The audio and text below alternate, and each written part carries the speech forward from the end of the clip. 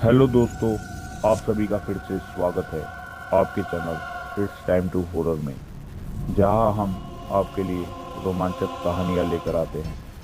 आज की हमारी कहानी है एक लड़के की जिसे तीन आत्माओं ने मिलकर परेशान किया। ये कहानी है साहिल की। वह एक होनहार स्टूडेंट था। उसके परिवार में माँ बाप और छोटा भाई था। वह बीकॉम सेकंड ईयर में पढ़ रहा था। एग्जाम के चलते उसने रात भर बैठकर पढ़ाई की और सुबह एग्जाम देने गया। जब वह घर आया तो उसकी तबीयत ठीक नहीं लग रही थी। जब घर वालों ने एग्जाम के बारे में पूछा तो उसने खास जवाब नहीं दिया और जाकर सो गया। रात को उसके कमरे से अजीब सी आवाजें आने लगी, जैसे कोई बड़बड़ा रहा हो और दीवार से नाखून रगड़ रहा हो। जब उसके भाई ने कमरे में जाकर देखा तो साहिल चिल्ला रहा था, मुझे बचा ले, ये मुझे मार रहे हैं, और चिल्लाते चिल्लाते बेहोश होकर गिर पड़ा। लेकिन उसके भाई को कोई और नहीं दिखाई दे रहा था। वह दौड़कर माँ बाप के पास पहुंचा और जब उन्होंने आकर देखा तो सब नॉर्मल था। वह अपने काम में लग गया। साहिल घर के काम के साथ साथ खेत पर भी अपने पिता का हाथ बटाता था। जब वह अगले दिन खेत पर गया तो लगातार काम करता चला जा रहा था। उसका छोटा भाई थक चुका था और उसने उसे आराम करने के लिए कहा, लेकिन साहिल ने मना कर दिया। अब उसके भाई ने घर चलने के लिए कहा, लेकिन उसने मना कर दिया। कहा, मुझे और काम करना है, और फिर से काम में लग गया और अलग अलग तरह की आवाज़ों में बात करने लगा। उसका भाई डर गया और भागकर अपने मम्मी पापा को बुला कर लाया। जब वे वहां आए तो देखा कि साहिल रो रहा था और चिल्ला रहा था, पापा मुझे बचा लो, ये तीनों मुझे मार रहे हैं, और हंस रहे हैं। मगर उन्हें कोई भी नहीं दिखाई दे रहा था और इसी बीच वह बेहोश होकर गिर पड़ा। अब उन्हें विश्वास हो चला था यह किसी आत्मा के चक्कर में आ चुका है और उन्होंने तांत्रिक के पास जाने का निर्णय लिया। पर इससे भी बात नहीं बनी। उल्टा उन्होंने तांत्रिक को ही डराना शुरू कर दिया और वे लोग वापस लौट आए। अब रात बहुत हो चुकी थी और साहिल की खराब तबीयत के चलते उसके पापा उसके पास ही सो गए। रात के करीब 2 बजे जब साहिल के पापा की आंख खुली तो साहिल को वहां ना पाकर वे घबरा गए।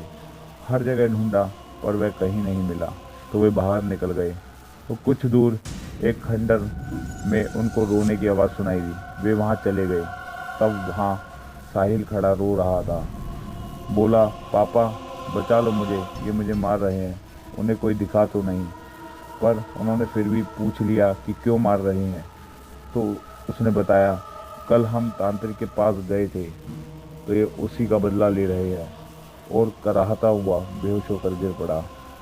उसके पापा उसे घर ले आए, लेकिन ये उस रात तक सीमित नहीं रहा। हर रोज उसके साथ ऐसा ही होने लगा। अब जब साहिल की माँ से अपने बेटे का ऐसा हाल देखना मुश्किल हो गया तो उसने साहिल के पापा को पंडित जी के बेटे के बारे में बताया। वह ऐसी बुरी आत्माओं से निपटना जानता था और साहिल के बचपन का दोस्त भी था। अगले ही दिन साहिल के पापा पंडित जी के पास जाते हैं। उनके बेटे पुलकित से मिलते हैं और उससे सारी बात बताते हैं।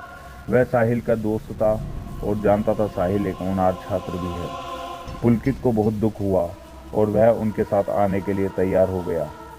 जब वह साहिल से मिला तो उसे सब कुछ नॉर्मल लगा, लेकिन अचानक उसके चेहरे के हाव भाव बदल गए। तब पुलकित समझ गया कि साहिल में ऊपरी आत्माएं आ चुकी है। उसने साहिल के गाल पर जोरदार थप्पड़ मारा और पूछा, कौन हो तुम, इसे क्यों परेशान कर रहे हो। पर वह कुछ ना बोला और फिर पुलकित ने दोबारा कसकर 3-4 तमाचे उसके गाल पर मारे। तब वह बोला, तुम गलती कर रहे हो, मैं अकेला नहीं हूँ, हम 3 हैं, मैं, मेरा दोस्त और एक अन्य है। और जोरदार हंसने लगा। मेरा नाम रितेश है। और इतना कहकर साहिल बेहोश होकर गिर पड़ा।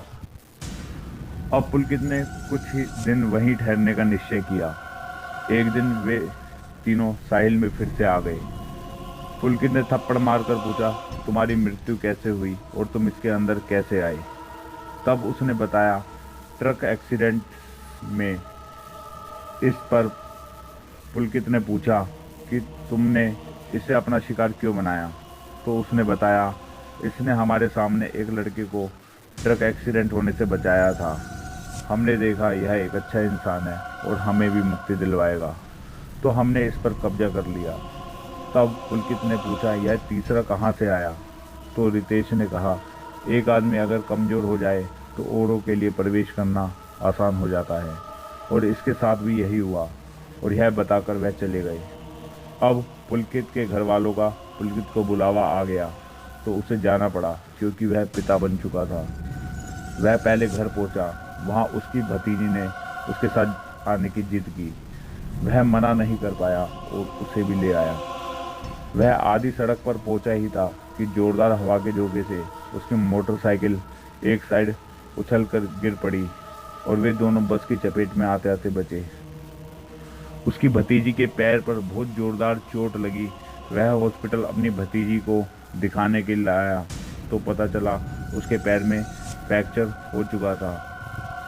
अब उसने अपनी भतीजी को दिखाकर घर पर छोड़ दिया और अपनी पत्नी बेटे से मिलकर वापस साहिल के पास लौट आया।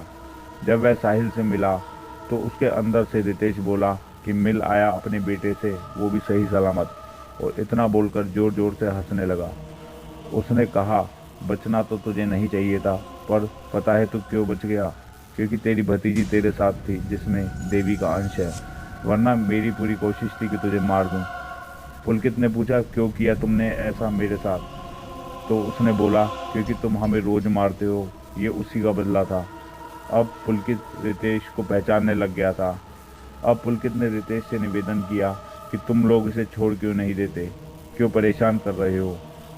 इस पर रितेश ने कहा, हम दोनों तो छोड़ भी दे, लेकिन ये तीसरा नहीं छोड़ेगा, और यह भी कहा इसकी वजह से ही इसे खाने में घिन आ रही है। यह सुनकर पुलकित ने उसे तांत्रिक के पास ले जाने का निर्णय लिया। जब अगले दिन वे जा रहे थे तो रास्ते में रितेश ने कहा, तुम इसे व्यर्थ ही ले जा रहे हो, कुछ होने वाला है नहीं। जब वे बाबा के पास पहुंचे तो उसने बड़ी जोर शोर से तैयारियां शुरू की और झाड़ फूक करके उन्हें साहिल सहित वापस घर भेज दिया। 2 दिन बाद ही तीनों वापस साहिल के शरीर के अंदर आ गए। जब रितेश ने पुलकित से व्यंग्य करते हुए कहा, क्यों पाली मुक्ति उतरवाया है भूत, कहा था ना कोई फायदा नहीं होगा। पता है तुम्हारे अलावा एक बच्चा और वहां आया था, वहां उसकी मदद करने की बजाय उस तांत्रिक ने उसके अंदर 2 दुष्ट आत्माओं को प्रवेश करवा दिया। अब पुलकित ने निवेदन किया, देखो इसने तुम्हारा क्या बिगाड़ा है, इसे छोड़ दो। तो रितेश ने कहा, ठीक है, तुम्हारा इरादा नेक है और साहिल एक अच्छा लड़का है, तो ठीक है, मैं तुम्हें एक उपाय बताता हूँ। एक काम करना, होली वाले दिन इसके कुछ बाल लेकर उसी के कपड़े में बांधना और होली में जला देना। होली का दहन वाला दिन आया। पुलकित ने पहले ही उसके बाल कपड़े में बांध लिए थे और जाते वक्त पेट्रोल से भिगो लिया, ले जाकर होलिका में जला दिया। जैसे ही यह सब होली की अग्नि में फेंका, जोरदार लपटें निकलने लगी, पर पुलकित तब से मस ना हुआ। पूरा जलने के बाद ही घर लौटा। उसके पिताजी ने साहिल की रक्षा कवच बना दिया था। फिर धीरे धीरे सब नॉर्मल हो गया। दोस्तों, हम किसी अंधविश्वास को बढ़ावा नहीं देते, यह किसी के द्वारा सुनाई गई कहानियां हैं। अगर आपके पास कोई कहानी हो तो हमारे पास ईमेल पर भेजें। हम इसे हमारे चैनल पर ज़रूर शेयर करेंगे। अगर हमारी कहानी पसंद आई तो हमारे चैनल को लाइक व सब्सक्राइब करें।